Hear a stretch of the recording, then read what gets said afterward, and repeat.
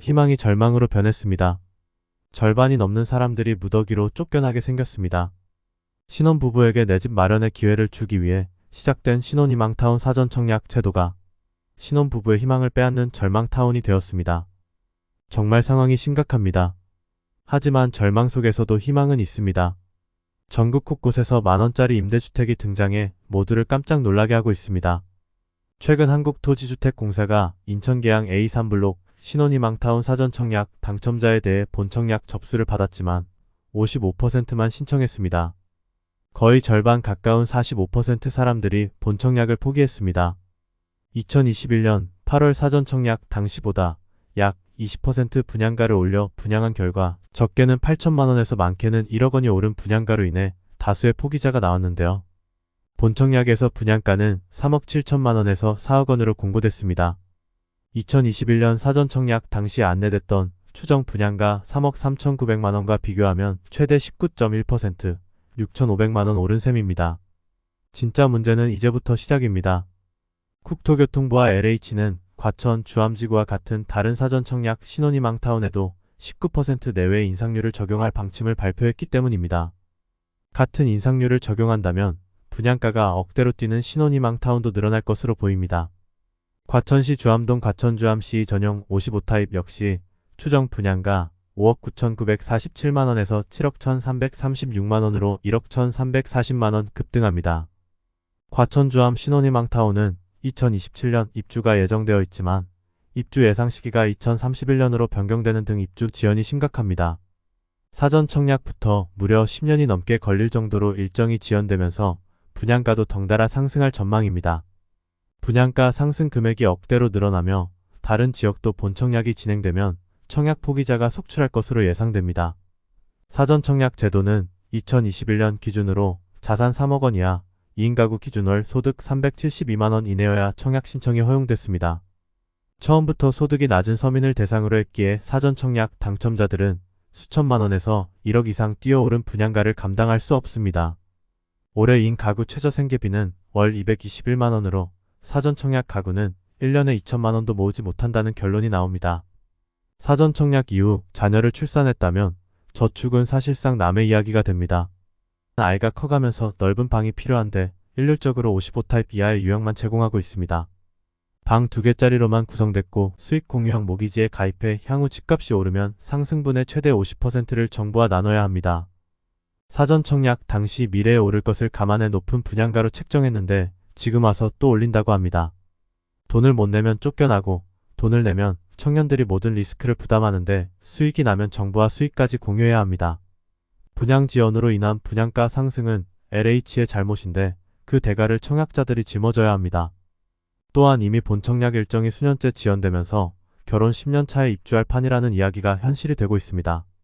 과천에 거주하는 사전청약 당첨자 김모 씨는 처음에 당첨되었을 때 너무 기뻐서 잠을 잘 수가 없었어요. 그런데 이제는 사업이 계속 지연되고 또 처음 책정된 분양가가 올라간다는 정부의 말에 속상해서 잠을 잘 수가 없다고 울분을 토했습니다. 신혼희망타운 사전청약 제도는 국가 소멸 위기에 처한 대한민국을 저출산 위기에서 구하기 위한 특단의 정책입니다. 하지만 신혼부부를 위한 사전청약 제도가 국가의 방치로 인한 출산 기피 현상만 가속화시키고 있습니다. 시행사인 LH도 공사비가 오르면서 사전청약 당시보다 사업비가 늘었지만 상승분을 당첨자에게 모두 전가하진 않았다는 입장입니다. 업계 관계자는 분양가가 억대로 상승하면 사전청약자들이 쫓겨난다는 사실을 LH가 모르진 않는다며 그렇다고 LH가 임의로 분양가 인상률을 낮추면 배임 행위가 된다. 신혼희망타운 사전청약자들을 쫓아낼지 말지 결정은 현 정부가 내리는 것이라고 강조했습니다. LH의 설립 목적이 국민 주거생활의 향상과 국토의 효율적인 이용을 도모하여 국민경제의 발전에 이바지한다인데 존재 이유를 잘 모르겠습니다. 하지만 절망 속에서도 희망은 있습니다. 만원 한 장으로 점심 한 끼도 해결하기 힘든 요즘이죠. 다른 한편에서는 만원짜리 임대주택이 등장해 모두를 깜짝 놀라게 하고 있습니다. 전남 화순군이 청년 신혼부부에게 딱 만원만 받고 20평 크기의 임대주택을 제공하는 만원 아파트를 내놨습니다. 화순읍에 있는 20평형 임대 아파트이고 가구당 4,800만원에 달하는 임대보증금은 화순군이 모두 지원합니다. 만원 아파트 등장에 벌써부터 반응이 뜨겁습니다. 52가구 모집에 무려 1000명 가까운 지원자가 몰렸습니다. 더 놀라운 건 무려 53%가 화순군 외 지역 거주자입니다. 이번이 2차 모집인데 1차 50가구 모집에도 506명이 신청해 높은 경쟁률을 보였습니다. 파격적인 지원에 청년들의 주거비 부담이 크게 준 것은 물론 교통 입지도 좋아 인근 광주광역시로의 출퇴근 시간도 짧아졌습니다. 상상 이상으로 싸고 절차가 빨라서 아주 좋아요. 정부의 청년주택은 1년 넘게 기다려야 하는데 화순에서는 당첨해서 입주까지 한 달도 안 걸렸어요.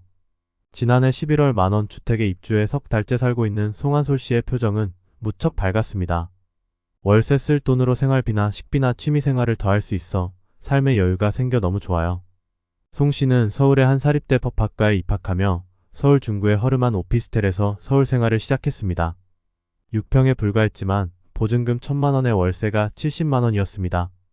여기에 관리비와 생활비 등 80만원이 더 들어갔습니다. 대학교 졸업 후 송 씨는 서울 생활을 접고 광주에 취업했습니다. 하지만 광주에서도 주거비와 생활비가 만만치 않았습니다. 주거비와 생활비 부담 때문에 경제적으로 독립할 엄두를 내지 못하고 있었어요.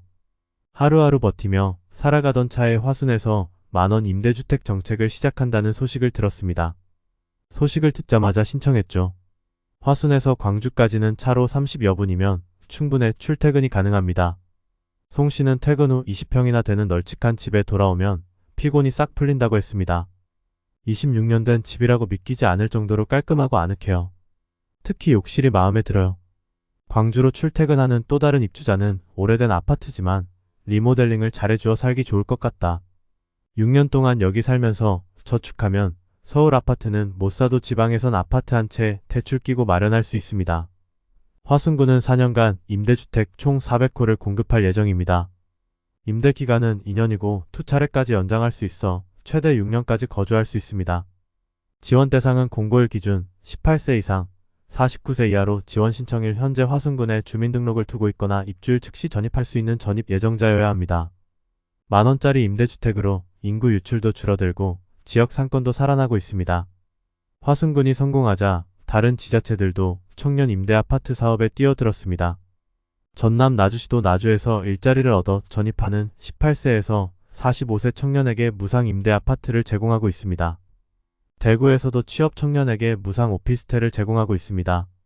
서울 동작구도 청년의 주거비 부담을 해결하기 위해 서울시 최초로 만원주택 양령 청년주택을 시작했습니다.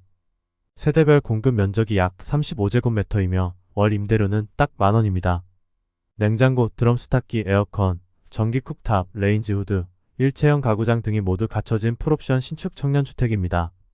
입주 대상은 월 평균 소득 50% 이하인 19에서 39세 무주택 청년입니다. 동작구는 청년층의 주거 안정을 위해 만원주택 사업을 확대할 방침입니다. 올 하반기 저소득 청년 1인 가구 및 청년 신혼부부를 위해 구에서 직접 구한 전세임 대주택을 월세 만원만 내면 거주할 수 있도록 할 계획입니다. 인천시도 하루 1000원, 월세 3만원 주택 공급을 계획하고 있습니다. 내년부터 연간 1000호를 공급할 예정입니다. 화순군의 만원 임대 아파트의 나비효과가 전남을 넘어 대구, 서울, 인천 등 전국으로 퍼져나가며 청년들에게 희망이 되고 있습니다. 국민의 주거 향상을 위해 존재하는 거대 공기업 LH와 나라도 못한 일을 소멸위기에 처한 지역 자치단체들이 하고 있습니다. 경제학의 아버지 아담 스미스는 240년 전에 국민의 대부분이 가난하고 비참하게 사는 한 그 사회는 결코 행복하거나 번영한 사회라고 할 수 없다고 말했습니다. 그가 쓴 국부론도 절대 다수의 국민이 부유해야 나라도 부강해진다는 걸 전제로 했습니다. 구독, 좋아요 지금 꾹꾹 눌러주세요. 김부자TV 구독하면 부자 됩니다.